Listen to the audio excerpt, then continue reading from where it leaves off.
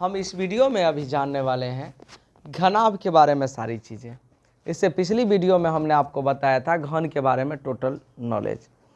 आइए, घनाभ में आपको क्या जानना है डियर, कि घनाभ क्या होता है, घनाभ कैसे बनता है। हमें अगर आप फेसबुक पर देख रहे हैं तो आशा है कि आप लोग फेसबुक पर हमारे इस चैनल को खोज करके, हमारा ये जो फेसबुक पर अगर आप देख रहे होंगे तो मैथ का मतलब पप्पू सर, इसे यूट्यूब पर सर्च करके आप इसे सब्सक्राइब कर सकते हैं। दूसरा, अगर आप हमारे चैनल को इंस्टाग्राम पर यदि कोई दोस्त देख रहे हैं तो आप ज़रूर हमारे इस चैनल को वहाँ सब्सक्राइब कर दीजिएगा यूट्यूब पर खोज करके। और यदि आप यूट्यूब पर देख रहे हैं तो हमारे चैनल को ज़रूर शेयर कर दीजिएगा, जिससे कि हमारे आपके साथ साथ और दूसरे बच्चे भी आप इस मैथमेटिक्स के वीडियो से लाभान्वित हो जाए। तो चलिए, हम आज घनाभ के बारे में बताने वाले हैं। घनाभ क्या होता है, तो वैसा ठोस जो 6 आयताकार फलकों से घिरा होता है। देख लीजिए डियर, ये आयत के जैसा फेस है।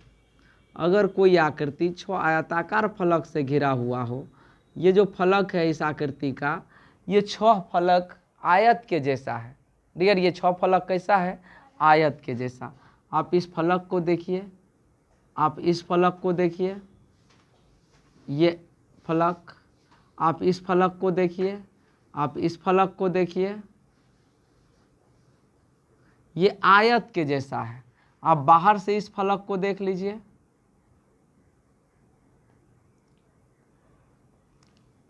ये आयत के जैसा है। कैसा है डियर, तो 6 आयताकार फलक से अगर कोई ठोस बनी रहती है तो उसको हम लोग घनाभ कहते हैं। 6 आयताकार फलक से, 6 आयताकार फलकों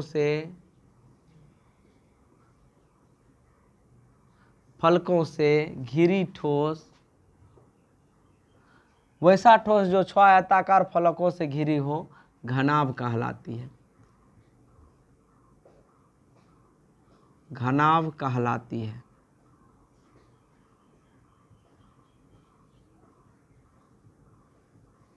याद रखिएगा डियर, यदि 6 आयताकार फलक से कोई ठोस घिरी हुई है तो उसे हम लोग घनाभ कहते हैं। 6 आयताकार फलक से कोई ठोस घिरी हुई हो तो उसे हम क्या कहेंगे, तो उसे हम लोग घनाभ कहेंगे। ये चीज़ें कभी नहीं भूलिएगा कि 6 आयताकार फलक से अगर कोई ठोस घिरी हुई है तो वह घनाभ है।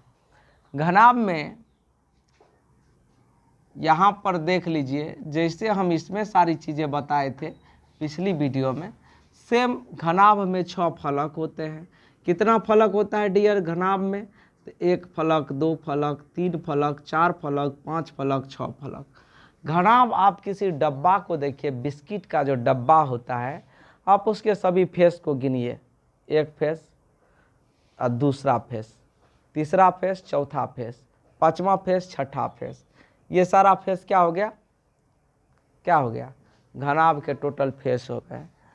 एज, इसमें किनारा कितना होता है डियर, तो 12 किनारा इसमें भी होता है। ये किनारा हुआ, एज हुआ 1 2 3 4 5 6 7 8 9 10 11 12।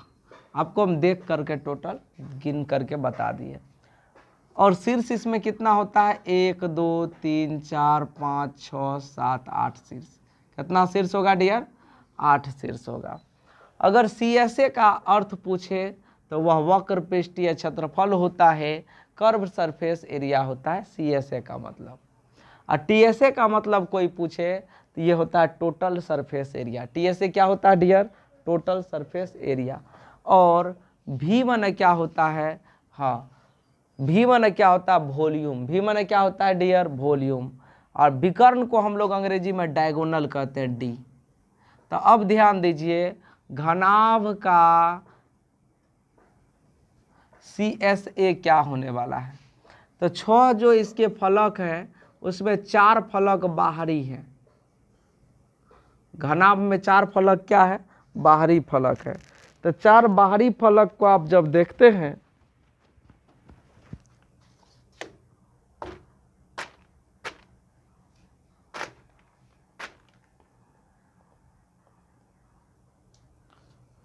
इसमें जब 4 बाहरी फलक को हम लोग देखते हैं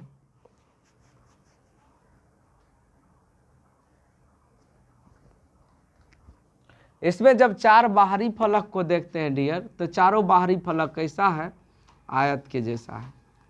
तो आयत का क्षेत्रफल हम लोग चार आयत के क्षेत्रफल को इसमें कैलकुलेट करते हैं, तो ये घनाभ का CSA हो जाता है, 4 गुना आयत का क्षेत्रफल। और आयत का क्षेत्रफल बराबर एक ठो आयत का क्षेत्रफल यहाँ पर लंबाई गुना चौड़ाई होता है।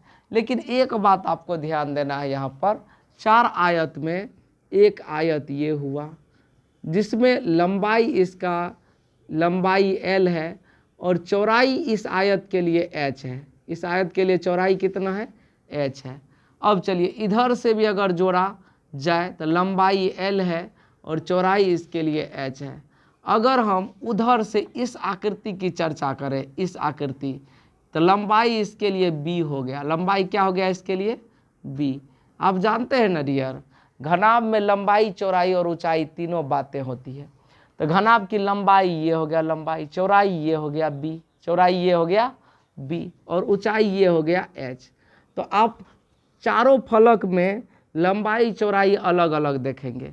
इस फलक में लंबाई L देखेंगे, चौड़ाई क्या देखेंगे, लंबाई B देखेंगे, चौड़ाई क्या देखेंगे, L देखेंगे। इस फलक में लंबाई L देखेंगे, चौड़ाई क्या देखेंगे, H देखेंगे। इस फलक में लंबाई L देखेंगे और चौड़ाई H देखेंगे। अंदर वाला फलक में लंबाई B देखेंगे और चौड़ाई इसका H देखेंगे। तो इस स्थिति में चारों फलक का लंबाई चौड़ाई अलग अलग होने के वजह से इसका जो CSA होगा डियर, 2 इंटू लंबाई प्लस चौड़ाई गुना ऊंचाई। क्या होने वाला है घनाभ का CSA, 2 इंटू लंबाई प्लस चौड़ाई गुना ऊंचाई आपका फार्मूला होने वाला है। 2 इंटू लंबाई प्लस चौड़ाई गुना ऊंचाई आपका फार्मूला होने वाला। ये घनाभ का क्या हुआ डियर, ये घनाभ का CSA हुआ। ये जो हम निकाले अभी घनाभ का CSA निकाले हैं। किसी बच्चा को ये पीछे आगे वाला चीज़ नहीं उतार लेना है, ये हम अभी बेसिक रूप से आपको समझा रहे हैं। आगे वाली चीज़ें में हम वर्ग के बारे में, घनाभ के बारे में नहीं, घन के बारे में लिखे थे, तो वो घन की सारी चीज़ें आपको नहीं उतारना है।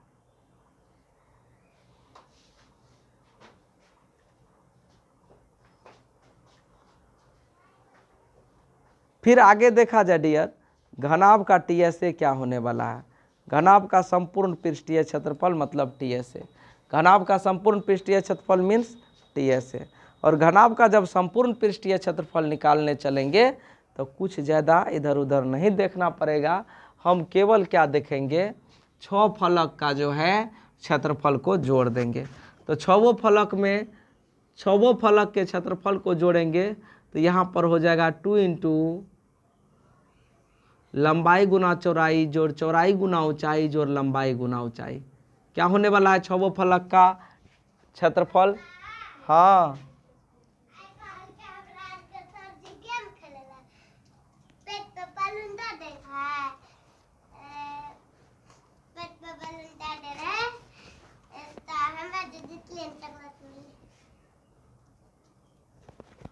कैसे खेलती थी, खेल करके दिखा इस पर बैठ करके।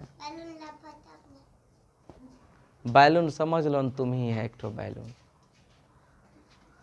घनाभ का डायगोनल क्या होगा, ये है डायगोनल, ये वाला इसमें घनाभ का। हाँ क्यूबाइड्स वाला, क्यूबाइड्स। हाँ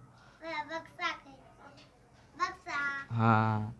अब चलिए घनाभ का वॉल्यूम, घनाभ का वॉल्यूम क्या होगा, तो याद कीजिएगा इसके बेस का, रुकना, इसके बेस का हम लोग निकालेंगे एरिया। बेस का एरिया क्या हो जाएगा, लंबाई गुना चौड़ाई, और इसका हाइट क्या हो जाएगा H। तो घनाभ का अगर हम विकर्ण बोलेंगे, वॉल्यूम बोलेंगे तो लंबाई गुना चौड़ाई गुना ऊंचाई हो जाएगा। अगर हम घनाभ का डायगोनल बोल देंगे तो क्या होगा, तो घनाभ का डायगोनल बराबर होने वाला है, ध्यान दीजिएगा, घनाभ के डायगोनल जैसे घन के डायगोनल निकाले थे, जस्ट उसी के टाइप से हम इसका डायगोनल निकालने के लिए लंबाई के स्क्वायर में चौड़ाई के स्क्वायर में ऊंचाई के स्क्वायर को जोड़ देंगे। सब के स्क्वायर को जोड़ करके और होल रूट लगा देंगे। ये हो गया घनाभ का डायगोनल। तो आशा है कि आप इन वीडियो में इन सारी चीज़ों को समझे होंगे। आपको ये पता चला होगा कि घनाभ से संबंधित सारी बातें हम लोग कैसे बना सकते हैं।